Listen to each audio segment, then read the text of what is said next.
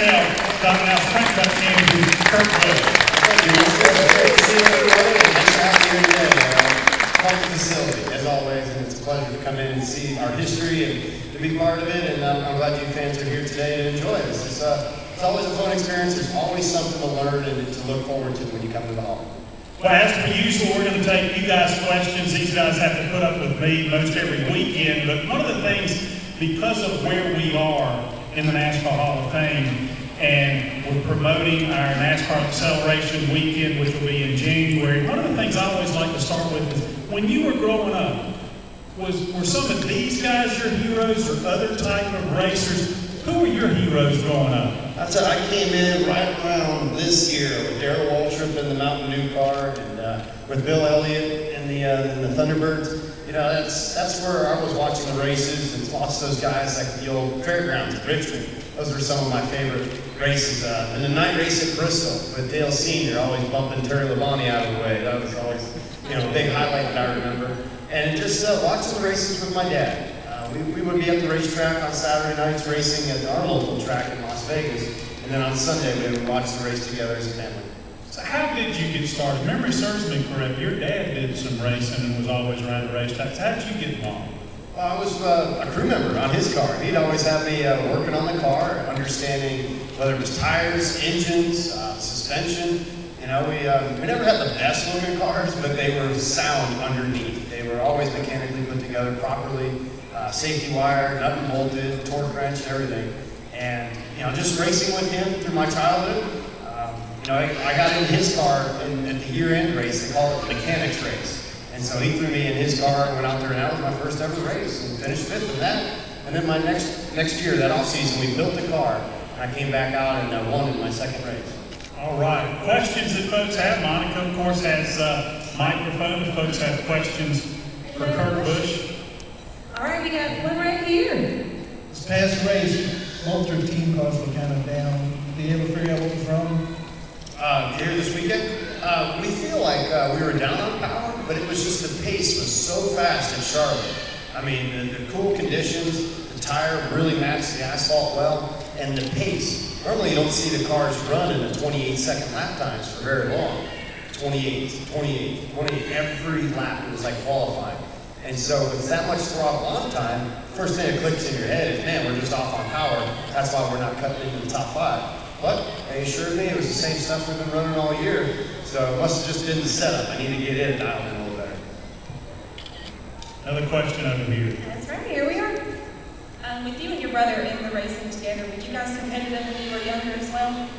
We didn't race against each other much when we were younger. When I was 18 years old, Kyle was 12, and I was away at college when he first started racing. And when I would come back from school and have a legend car race, we would race, I don't know, maybe a dozen times. That was it through our childhood. And then I jumped up into the truck series. He was racing late models and some of the old cars that I raced. So really the first time that we really raced against each other has been here in the Cup Series. All right, we got another one for you.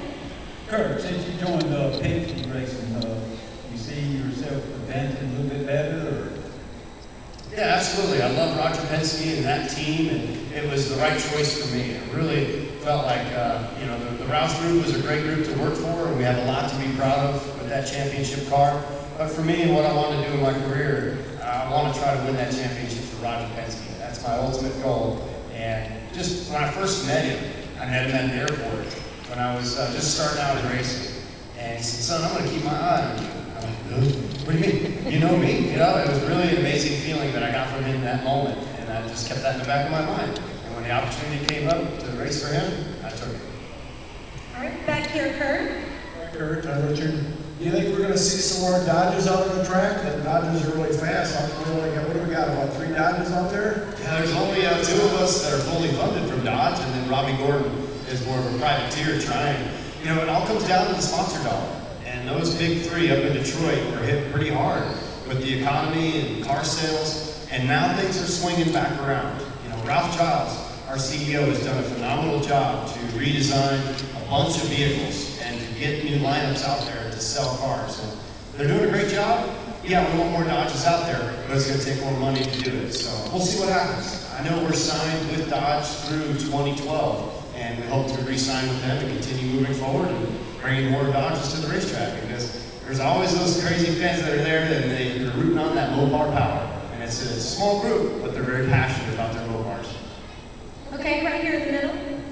Yeah, I'm Dan, and I wonder how much pressure there is for you after you're in the chase to maybe ease back some when you're out there going at it and make sure that you finish rather than going all out and possibly have a mechanical failure. Yeah, it's a tough balance. I mean, that's a hard question to answer, because when you get into the chase, you're recognized as being one of the top 12, and having a successful year is making the chase. That's not it though. You've got, now the points are even, it's time to get this championship run started, and you've got to be so intense for these final 10 weeks that you eat, you sleep, you breathe it. We're already doing that, but you do it on another level. You really got to ramp it up in the chase, and you can't leave points out on the table. So for us, we finished 13th the other night. We were on pit road when the yellow came out, and that knocked us a lap down for quite some time. When you're winning championships, and when you're making a good championship run, you have luck fall your way, and you're not caught on pit road when the yellow comes out. That means you get the yellow, and then you pit, and then you jump ahead of all those cars. So sometimes if you're just behind the 8 ball, you can't do nothing except to stay back there. But then when things do go your way, that's when you're making a run to the championship. Kurt, a follow-up question before we take the next one. Compare and contrast when you were running for the championship in that first year, you were the first chase champion back in 2004, and today, to his question, is it that much more competitive today so you can't try to finish 10th? You've got to go for that top 5, top 3 finish versus back then? Was the competition that much different even 7 years ago? Yeah, back then it was unknown, but it was about consistency all the years before that. So I just took the mentality of, let's just be consistent for 10 weeks. That's all we got to do. Now the game has changed. You have to win. You have to have performance. You have to have those top 5s. You know, we have an average finish of 11th right now in the chase. That's not so good. You know, Carl Edwards is leading the chase. I think his average finish is 5.5. That's what it takes. When I won it with the 97 car, we had an average finish of 7th. Back in the day when Jeff Gordon won a lot of titles, Dale Sr., 7th is what it took back then. Now, it's got to be better than that. Good point. Kurt, you've gotten kind of a reputation of being pretty colorful on the scanner during the races. What are you talking about? Well, colorful, not angry. Do you ever go back and listen to your radio communications and think to yourself, you know, where was that coming from? Yeah, I think of that all the time. Who is that guy? No, it's amazing what comes out in the heat of the moment when you're out there battling it out and you want to win every weekend. And it's funny, I do listen to myself sometimes. I'm like, oh, I said that? That was me? And that's just that desire, that fire in the belly, that competitor that comes out and speaks. And sometimes it's good, sometimes it's bad. But all in all, my crew knows that I'm going to give my car the very best every week. And there's guys that thrive in those situations, and some people don't like it. So it's just it's a balance. I'm still trying to learn it all, but it's just because I want to win. Thank you. Yes. What's your thoughts on Julie Spencer naming you radio sweetheart? Yeah, I was just on his show actually. Check out the episode tonight. We were out there joshing with each other back and forth. It's just funny. You know, he's Mr. Excitement on the racetrack. Now he's Mr. Entertainment over at Speed Channel. It's just tongue in cheek, just kind of humor and fun. That's all it is. I saw a preview. Make sure you guys watch tonight at 6. Here's another question for you.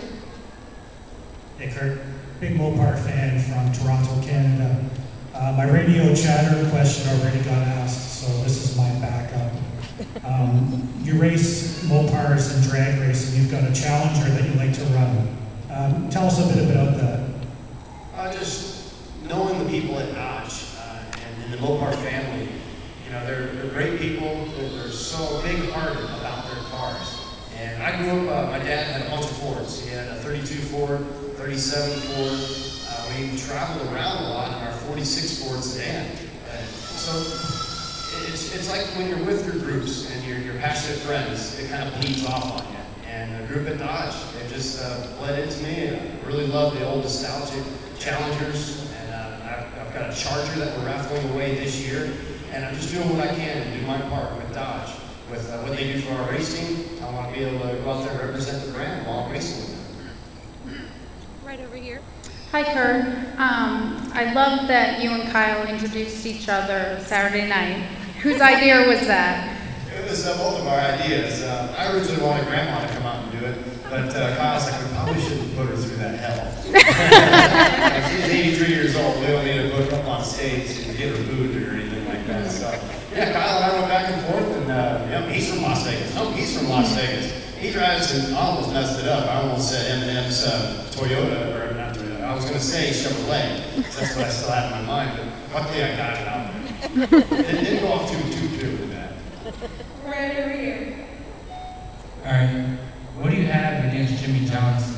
I only got one championship. He's got 5. You know, I think it's just good, spirited competition. And when you see somebody winning all the time, it's like, man, I want to take that guy down. I want to have my name listed in 2011 as the champion that knocked off 5 times in a row.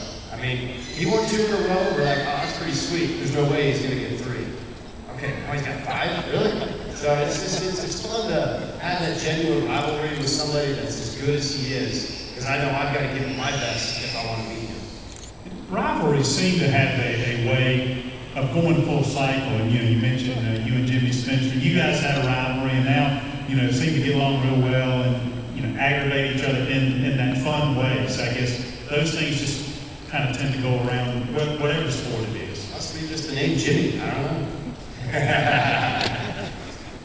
These folks, while we see if anybody else has any questions, they were talking about the 2004 season, and I think most folks, being crew members, a lot of annual members that we had, appreciate y'all coming out. You've probably seen the summary of the 2004 season, and one of the things that constantly amazes me, and I was on the other end of pit road where you were pitted, so I didn't get to see it, but I've seen it multiple times up here on our fan billboard, how close you came to pit wall at Miami. Have you gone back and watched that thing and just seen just by inches? Because you're 6 inches to the right, the chances of you winning that championship probably go out the window. Yeah, it was an amazing day, and I thought I had wrecked at that point when the wheel came off, because I jumped on the brake pedal to try to slow the car down. Well, it's going to go straight. It's almost like when you lose a wheel, you're on snow, and you hit the brakes, you're just going to push straight. And I felt the vibration laps before that, and I'm like, what is this? This isn't like a wheel weight is falling off. It's not like I have loose lug nuts, because I had been out there for many laps. And your mind is starting to wander now, and it's like, well, I can't come in and pit and tell them that I've got a vibration that I don't know, because now they're going to think that I'm folding under the pressure of the championship, and that this is my way out of it by saying I've got a loose wheel. I couldn't figure out what it was, and I'm like, I've got to pit because this isn't getting any better. And so I hit the access road, and when I did, that's when it got so bad. It started, and the wheel separated. The center section was still attached to the hub, but the outer part, that's what came apart. And fatigue in wheels, it was something very new to our sport. We hadn't seen that. And so that's changed the game on how we actually cycle our wheels now. We actually only run a half a year on a set of wheels, throw them all away, and then get another set for the second half. So it was an amazing feeling how it came off, and where it came off, it actually went out onto the track to create the yellow. So I got on pit road while it was green, and I got my tires changed while the yellow came out. So we actually came back out in the lead. So it was the weirdest thing. I mean, it just was events. But then what was funny is the crew left the left side lug nuts loose, so I had to come back in, and we were last after that restart instead of first. I mean, just an amazing day. Things have to go your way, and like I was saying earlier, when you just have good luck happen, and when things fall into place for you, that's when you have a championship run. All right, back here, Kurt.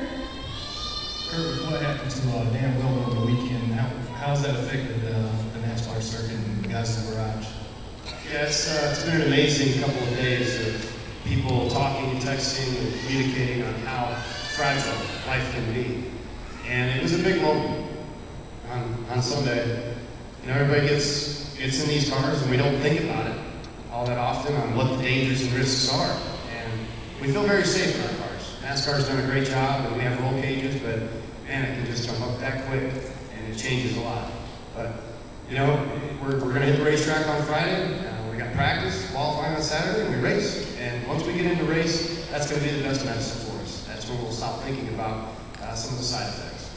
Have you gone back and seen Jimmy's wreck from Saturday night, and how eerily similar it looked to Dale Earnhardt's, and it actually even came off the ground more, and thought about the advances, the safety advances that we've made over the past 10 years? Did you get to see a replay of that? Yeah, it's amazing what we've been able to do to protect the drivers with the safer barriers. I think that was probably the single-handedly the most important factor. But then we have the carbon fiber seats in most of the cars. We've got the foam inserts that we put inside the cars, and then of course the Hans device. That's what, if Dale Sr. had that, and the safer barriers, of course, we would have him still today. And it's just, it's amazing to watch some of these wrecks and watch guys bounce right back out of them. Where years ago, guys like Bill Elliott had a broken hip after a wreck at Talladega. Guys like Ernie Irvin went through some serious head injuries after a wreck in Michigan. Bobby Allison, huge wreck at Pocono years ago that changed his life. It's amazing what we've done in the last 10 years to protect ourselves. And you guys can just see it from that first car to that last one up there, on how safety is advanced and how much safer these cars are to race. And I've always felt like Dale Earnhardt has two distinct legacies in this sport. One is everything he did on the racetrack, which is well documented. The other is, with this accident, it accelerated so many things that were under consideration, being thought about, or being considered as optional, like the Hans device. And, there were guys that thought it's uncomfortable, it's bulky, it's not something any of us can relate to, but making it mandatory and the fact that there have been no fatalities in 10 years, I think just speaks volume for that part of his legacy. Oh, absolutely. I mean, just the way that everybody finally realized what we have to do. And you hate when you have moments that teach you what you have to do like that. That reminds me a little bit of my hometown Vegas, where I grew up. The city was building and expanding so quickly that it was hard to get stoplights put in. But they would put stop signs in on major roadways, but it was only a two-way stop. Well, it would take a fatality in that intersection for them to put a street light in. And you hate when you have to have bad accidents create what you have to react to. We always love to be proactive in everything that we do, and that's the thing that all of us have done since Dale Sr.'s passing. All right over here, Kurt. My question for you is, there's rumors and team changes and talk of all that going on. How do you separate that when you get on the track from what's actually going on? Yeah, I mean, the way you have to look at it is this is the most important day for practice on Friday, and then you qualify. But then Sunday, you have to work with that guy, and he's giving you his word that he's going to be there to work through this, and it's just, you have your pride, you have your dignity inside, and that's what you rely on to get you through tough times when you don't necessarily know the future, and you have to deal with what's happening right now. And so you just give it your best effort, and you don't really worry about what the outside world is thinking. Kurt, you talked about the pressure of racing. What's more pressure for you, racing or throwing out the first pitch at Wrigley Field? Definitely throwing out the first pitch is more nerve-wracking. I don't want to bounce it on in there or miss the poor guy trying to catch the ball. I've thrown out the first pitch a half a dozen times now, and I really messed it up one time. But Wrigley Field, I love my Chicago Cubs. It's the best ballpark in America, and I love going there as much as I can. Now, Major League Baseball is one of your passions, and if memory serves me correct, you either have gone to all but one or two ballparks. Tell everybody about that and how close are you? Have you made it to every one of them for Major League? Yeah, made it to all of them. Made it to all of them. The last one I went to was Toronto, up there at the Rogers Center. Very surprised by that. It was really a futuristic looking place, and how old it is though. So it was really neat to go to all these parks, eat the food, the people, the culture, just the excitement and the energy and the passion that those people have for each of their teams. So it was fun. I mean, like Milwaukee, you get the fresh Miller Lite feel up there. You go to San Diego, you go and you get an enchilada. You don't get enchiladas in all the other ballparks. So each place had its own little special thing. Which one was your favorite, excluding Chicago? Excluding Chicago, was there a ballpark or an experience that you didn't expect something that's like, man, this is cool, I didn't expect that? I would say, each park has its own character, and the one that was really surprising to me was Tampa Bay.